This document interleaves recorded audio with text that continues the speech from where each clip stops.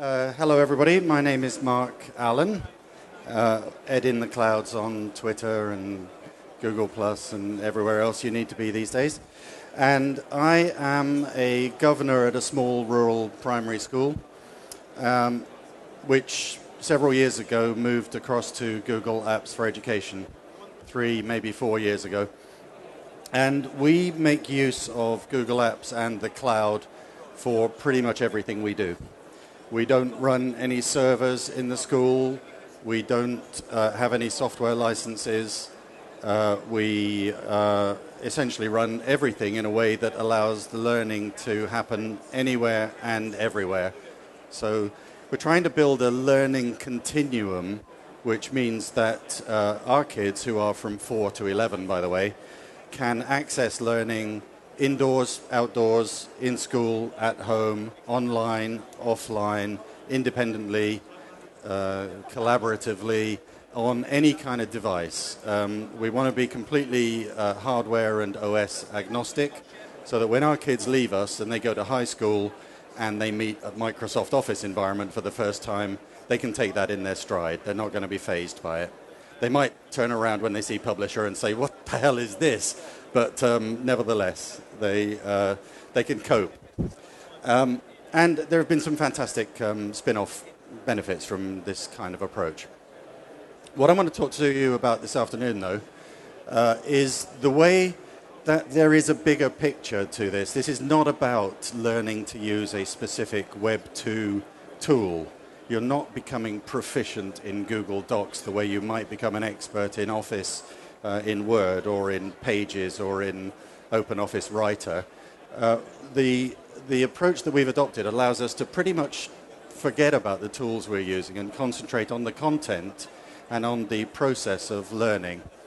And that's because we've used Google Apps for Education in a way that allows us to embed all kinds of learning opportunities in a single ecosystem where Google Apps provides the glue.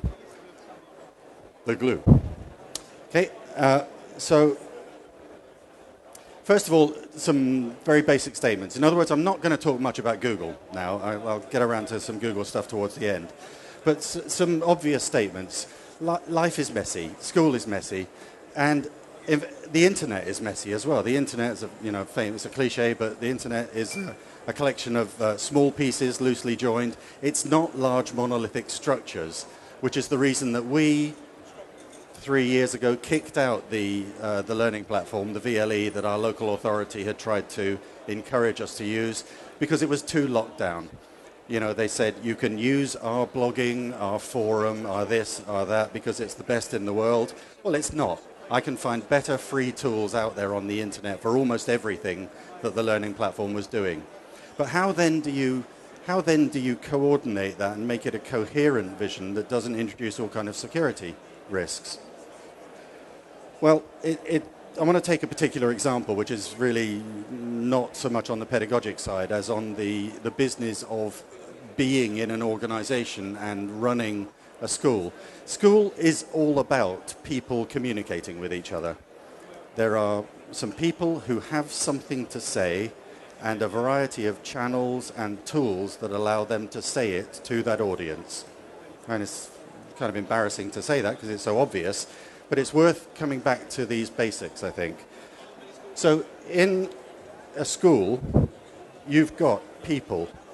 You've got the information that those people want to exchange with each other. You've got some technology that allows them to do that. And by technology, I mean everything from a Post-it note to Google Plus. Who cares? And there are the workflows or processes that allow that conversation, allow that exchange of information to take place. So let's have a look at the first of those then. And I've done these as a series of increasingly messy concentric circles. So we've got people in our organization. I'm going to use the example of my specific small primary school. And in that primary school, there is, the most important person in the organization, the school secretary, who manages everything and controls controls the post-it notes and the photocopier, therefore has the keys to the whole school. But also the head teacher, the teachers, the students, the parents, the governors, the council, the local authority, we're a state school, Ofsted, church, we're a church school, the local community and other schools. These are, if you like, the traditional stakeholders that any school has to communicate with. But then here we come along with all our Web 2 enthusiasm and say, you know what, the world is shrinking, we need to prepare kids for a different way of learning. You really should be engaging with other groups now. You should be engaging with business locally or on the other side of the planet. You should be bringing experts into your classroom. You need that mining engineer in Tierra del Fuego that you want to bring into your Year 5 class because they're the best in the world at what they do. And then we've got this, open-ended thing called a PLN, a personal learning network, where we're encouraging teachers to engage with other people all over the planet on areas that interest them, something that wouldn't have been possible 5 or 10 years ago, or would have been more difficult. So there's a whole bunch of people involved in an organization, involved in a school. Now we've got different types of information that those people want to exchange with each other. So again, every school that's ever existed, there is the quick word, the conversation in the corridor, the letters, the diaries, the post-it notes, everything else that a school has traditionally done. And I've included website in there as the traditional, because an awful lot of school websites are brochures.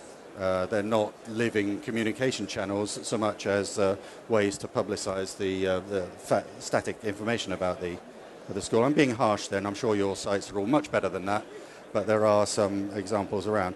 And then again, we, the kind of switched on people, come in and say, you really ought to extend that universe, and it needs now to include social networks, grassroots CPD, you should get along to Teach Meets, Collaborate for Change, fantastic thing happening tonight, by the way, if you can go do. Blogging, everybody should blog. It offers a space for reflection. That's valid for teachers as much as it is for the students. Texting, if you're going to tell the dad that his kid in Year 5 has been a star, texting is a brilliant way to do that. And in fact, SMS is a very powerful method of engaging with people in all sorts of contexts. And I could add a few more. There are new forms of communication emerging all the time. And one thing that seems to be obvious is that humans have an insatiable need to add these various ways of communicating. I mean, when texting was introduced, I can't remember which one it was, but the head of a mobile phone company thought it was the biggest waste of money he'd ever heard of, and 2 years later he's saying it's the nearest thing to pure profit that he's ever heard of, and we've introduced another way, another, if you like, another point on the spectrum of ways of communicating with each other. And then we've got the technology that allows us to do that, to take that information and to get it to the people, from the people to the people that it should. So again, the typical setup in a primary school where in my part of the world will be that it includes, like I say, the most disruptive technology there is probably the post-it note, but it goes through those are the tools that my school was using 5 years ago, I guess. Maybe not the netbooks, I think they came in a little bit later. But then we've added in new bits of hardware. Different operating systems, different types of devices. And so just very briefly, in my school, we don't have an ICT suite. We don't teach ICT as a discrete lesson. The library is full of books, thankfully, and pens and paper, but also cameras and microphones and iPods and iPads and netbooks running Windows or Linux, some old OS X devices. And the kids, during a history lesson or a maths lesson or a project, choose which device they want to use for the task at hand. So we're trying to make it their choice to decide on the technology. And then, just slotted in there, web tools, which is huge. I mean, 2 years ago, I thought, I know what I'll do. I'll just keep up to date with all the new web tools that there are for education. It's impossible. You can't be Renaissance man anymore. You can't even be this much of a Renaissance man. There's just too much out there.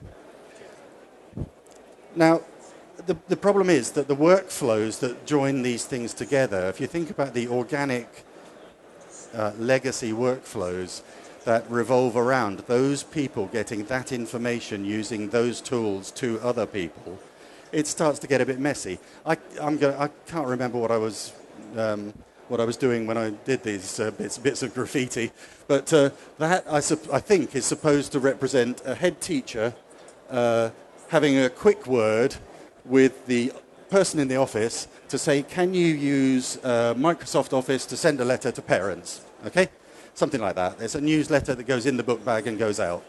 Or you've got, oh my God, you've got a teacher asking the person in the office to put an event in the school diary. Okay? I'm making these up now. I can't remember what they are. Or this one, who knows? That might be, oh, I can't remember. That's the same sort of thing. Or this one is the kids taking a camera, taking some photos, and then asking the teacher, could you put these on the website, please? But the teacher has to ask the webmaster. A number of different tools are used, and the process is kind of circular and convoluted and nonsensical, to be honest. Now, what we're trying to do is get away from all of that by democratizing the tools of production to the people who actually have something to say. So, you know, if the kids are taking photos, shouldn't they be able to submit those to an area where they can be viewed online with all the proper safeguarding things in place, all the usual controls? And the answer is that there is another way to do this. I've got no idea how I'm doing for time, by the way. Okay. There is another way, and it involves, in our case, it involves using Google Apps to act as the ecosystem, if you like, the glue that holds this entire ecosystem together.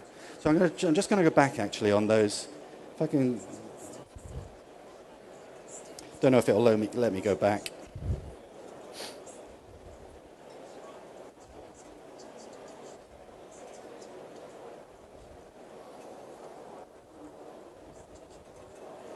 Okay. So let's try one more.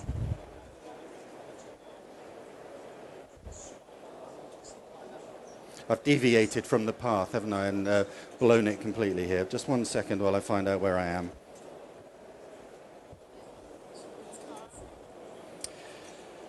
Okay.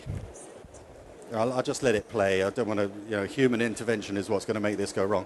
All right, so here's a further education example where the kids need to have Google Plus and Facebook because you want to engage with them on their territory. You can't make people come to your space. You've got to go and engage with them halfway. This is going through way too quickly, but you get the idea. All of these are built using Google Sites, okay? Free, no need to know any HTML. Idiots can make this. I'm the living proof. But the point I'm trying to get across there is that there is no right or wrong way. There is no perfect design for a learning environment. Each of those interfaces reflects the needs of the community that have that front end. You know, sometimes I wish the Google Sites building tool was a little bit smarter so it would pick up IDs and direct me to the right part of the system. But having said that, it is a fantastic free resource for building this kind of environment. And it allows us to present our groups of users with the tools that they need. And in some cases, those icons might say, write a newsletter, put something in the diary. In other words, they're tasks rather than tools. I'm not talking about specific pieces of software. I'm talking about processes or workflows or activities. And exactly the same is, I wish we had more time, because on the pedagogic side, the things that you can do with that kind of approach, where Google Sites provides the wrapper around all of that great mashup of tools that you've found out there on the web, can really liberate you and get you away from the monolithic view imposed by a software supplier or a local authority, and towards something that you control and reflects your requirements. Thank you very much.